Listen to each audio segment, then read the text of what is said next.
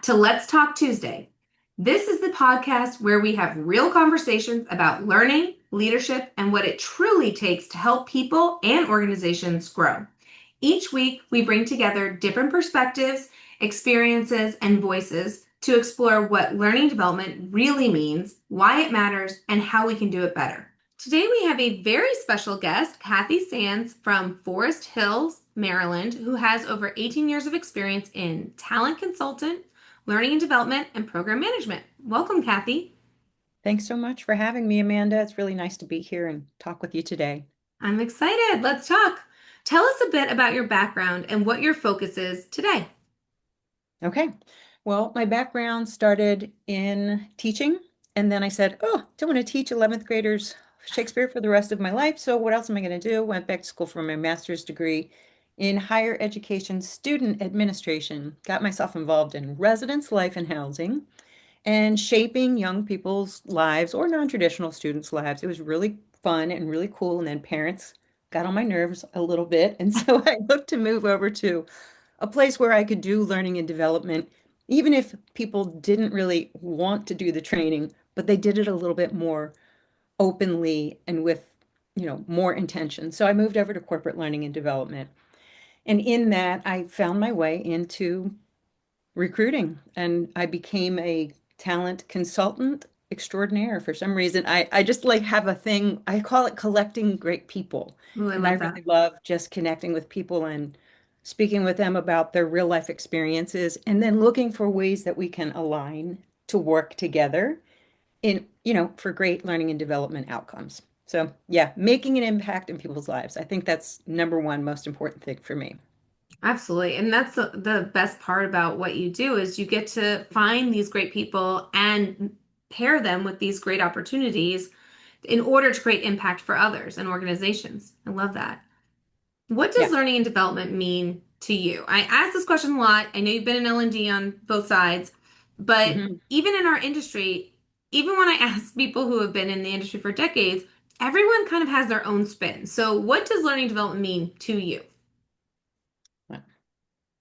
Well, I do come in from a different viewpoint for learning and development, and I think there's two things, the human-centered side of learning and development, where you really want to be able to do something great for whatever group of people, kind of company, business that you're working with to make their work and their lives better. And I come at that from a human-centered point of view where I'm talking from we work for most of our living. So if you think about our free time, you think about the time that we sleep, and you think about the time that we do other things with our friends and family, our work takes up the biggest majority of our time during the weekly basis. And so you want to be doing something that you love. And that is where learning comes in for me. I want to make sure that people are having opportunities to learn new things in their work lives, be challenged, have a growth opportunity, diversify themselves across businesses so that they're very agile and able to take on new things with less difficulty. So for me, learning is really the human-centered part of making an impact in people's lives. And then the other side of it is being able to be in that place where learning allows you to drive things forward and do better for yourself, do better for your company, do better for your business. And I Yeah. call that great begets great because when everything's working together and you're doing great work and you're loving it, you're learning and you're developing and you're helping other people learn and development, there's the impact. And then what comes from that, right? So that's my take. I love it. Why is learning development so important, especially in today's world?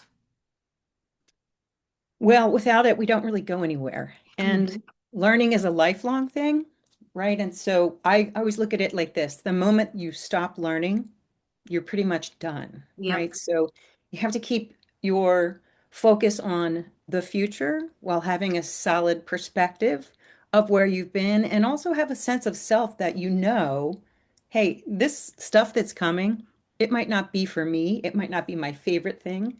I mean, maybe I'm not even really excited about AI or what's coming as far as technology is concerned, but you got to hold on for the ride and you have to stay on the cusp of that because as soon as you get behind it, you're kind of like back with the masses. So if you want to be in it to win it, I know I'm using a lot of I love it. isms I and love your terms here, phrases. but I really just feel like you have to stay ahead of the curve of Hmm. technology and just constantly be looking for an opportunity to learn. Certainly, you need to rest your body and your brain, but don't stop learning. Learning is a lifelong thing, for It's sure. so true. And it's all about what they used to say, reinventing yourself, but it's Hmm. you're building yourself. You're building That's yourself right. one skill set at a time and you keep pushing forward. And it's amazing what you can achieve. But I agree with you that if you're not growing, if you're not learning, Hmm. you're gonna definitely be left behind. That's the at the least Yep. of it. So, Full stop. Keep mhm. learning. Yeah. What do you wish companies, because you work with a lot of different types of companies, what do you wish Yep. companies knew or did differently when it comes to learning and development? I have a really strong opinion about this. I'm Okay, so tell glad me. that you asked. I wish that companies would change their perspective around learning, training, and development because I've been in this industry now for almost 20 years. And my point of view is that whenever things get tough for businesses, the first thing that takes a back seat is learning and development and training because you're not going to be training your people when you're tightening up your budget and unfortunately probably letting people go.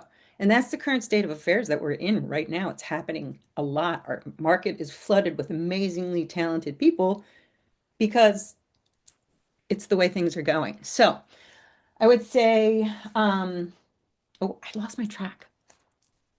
Strong Help me with the opinion question. about what companies need to do different as it Oh, what relates to companies learning need? and Oh, yeah, development. yeah. Right, Yeah. right. So, right. So they need to stop putting learning last, even in Mm-hmm. difficult times. Yes. And and also when difficult times happen, the first people that get knocked on the door for is learning and development because they're like, holy cow, we need training, we need compliance, we need to do this, this, and this, right? So yeah, so for me, it's like, please start putting learning first for your employees. And by all means, this is where my passion lies. Please, as a learning and development person in the business, please start allowing and offering professional development for your own employees because it's really tough being the shoemaker's children, right? And that Yes. that thought process is, okay, shoemaker's children, yeah, well, her kids are the last ones to get shoes. Well, in learning and development, sometimes the people who are creating that beautiful content and that incredible custom learning design and staffing those amazing people, bringing it all to fruition and making it look like this incredible thing, which it is, um, they sometimes are last in the training and the performance development side. I will So, up the ante here. It's not sometimes. I feel like it's most times. And it yeah. is so true. And pe someone asked me recently, this is a true story. I couldn't make it up. Someone asked me recently, why are you so passionate about learning development? Why are you so passionate about helping others? And I was like, because literally, personally and professionally, I never had anybody invest, because that's what it is, and it's an investment, invest Hmm. in my development, personally or professionally. I have Hmm. always had to go figure out the hardest way possible. And then I Yeah, want to help everybody have the cheat code and get there faster and get there better me and too. expand. And I'm so passionate about this because literally the only training and development I got the first time, I will say the first time I got professional development in my career was, I think I was about 30 years old. I had already managed people, I mean, I did all of this stuff without any training out. Meanwhile, Right, I've been with training companies at that point for 5+ years.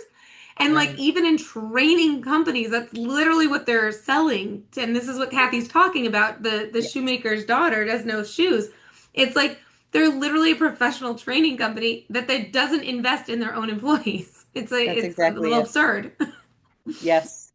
Yeah, exactly that.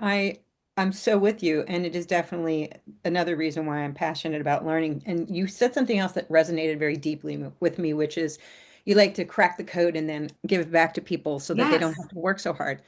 I always say that I'm in it together with other Yes. people. And whatever I've learned, I want to share it forward. There is not a single reason in the world why you should work so hard to obtain something that I've already skinned my knees and worked really hard on learning, right? Exactly. I'm healed and I'm good, and I want you to shoulder, arm in arm. We're going to go do this stuff together from now on because I already learned it and I want to share it with you.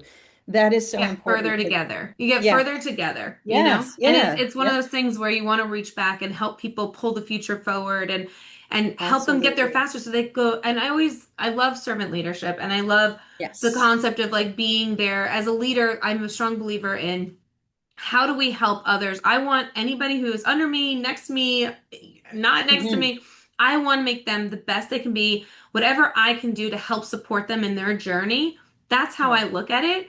And I feel like I'm this Beautiful. big advocate of it because Hmm. I never had it. So I feel it's one of those things, the thing that you do without is the thing you try to be there for someone else Yes. for, you know? Yeah. Yeah, there was definitely a turning point in my career where I didn't have those things. And then I was working with a few people, and they became my learning advocate. They became my coach and my guide. And because I encountered them and got to experience that arm in arm, shoulder to shoulder work with them, that they were in leadership positions, but they treated me like their colleague. We were level with each other, right? And that way I worked so closely with them. I got to see all of the ins and outs of things that otherwise I would have never been privy to see. But them showing me that way, like they did, and it made it so much easier for me to like pay it forward. I was thinking, oh, you know what? I'm always going to do this from this point forward. Those people helped me get to where I am, and I want to help other people get to where they are. And the helping word is so important. Amanda, you nailed it. Because a while ago, one of my friends said to me, what do you, I was in the middle of like a career crisis. And I was like, I don't know what I'm going to do just right now Hmm. between switching between higher ed and Hmm. corporate learning. Yeah. Um, and she said, well, what do you really want to do? And I said, well, I want to help people. That's what I want to do. I want to help people, not work so hard to do things that I've already done and could help and show them, right? So for me, it was a natural transition over into learning because that was just like, oh, well, look, here's this whole thing Yeah. that is meant to help people get to the next step, the next Hmm. level, Hmm. and have a fulfilling life and a good career and rewarding work. Because, like I said, we work way too much for it not to be fun.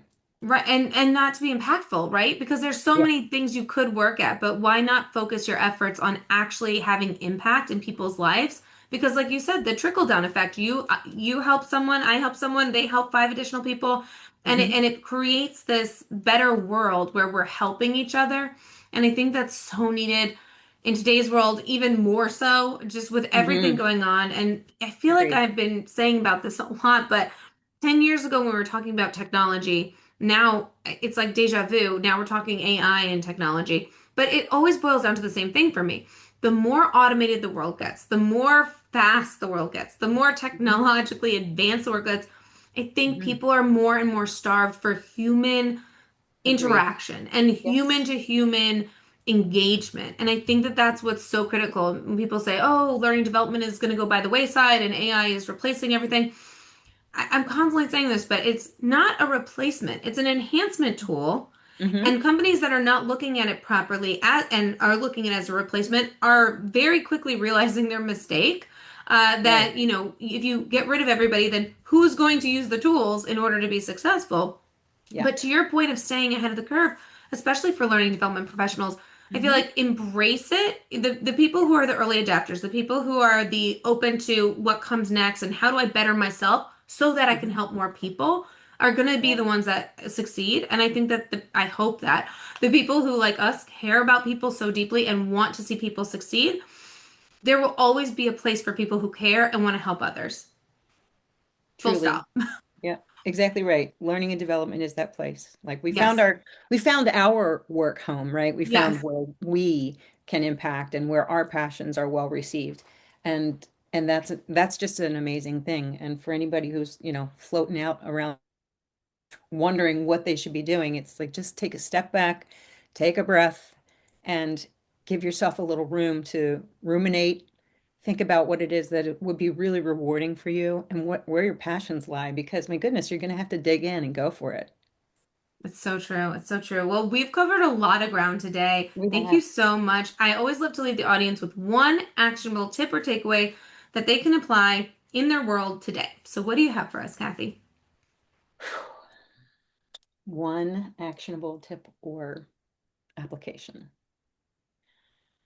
I would say always work on your communication with others Mm, because we are human, and in that way, sometimes in our nature, we sometimes climb that ladder of assumption, or we might be thinking something is different than it really is. And when we're so, in this day and age, working remotely as we are, like you said, missing that human touch sometimes or that human approach because you can't just pop up out of your desk area and be like, hey, I have a question for you, or take a walk and go talk to someone. Those things were so natural, but now we're like, I'm at my desk and wow, should I even interrupt that person? Yes, you should always communicate with that person. But what you should do is communicate with them in the perspective that gives them a little room. Like, hey, I have a question for you. Will you have time to discuss it now? Or should I put a meeting on your calendar? Or, on those instant messaging things? That's just never lose sight of open, kind, conscientious communication because that's going to help you get even further, be happier. And yeah, there's no success if you're not communicating. So it's oh, it's it's such got a to be great one. It's such a first and great one. foremost. Thank you. Thank you so much. This has been My wonderful. pleasure. I appreciate Thank you. you, and I hope you have a great rest of your day. Thank you, everyone, for joining Thank you, today. Amanda. Thanks, everyone. And with that, we'll begin to wrap up. So, I hope this discussion gave our audience a few new perspectives, sparked some ideas, and left you with at least one takeaway you can put into action immediately. If you've enjoyed this episode, be sure to subscribe and join us every Tuesday as we continue exploring learning, leadership, and what it takes to help people and organizations grow. And if today's conversation resonated with you, or if you'd like to join me for a future episode, I'd love to hear from you. Until next time, keep learning, keep growing, and let's talk again on Tuesday. Thanks, everyone.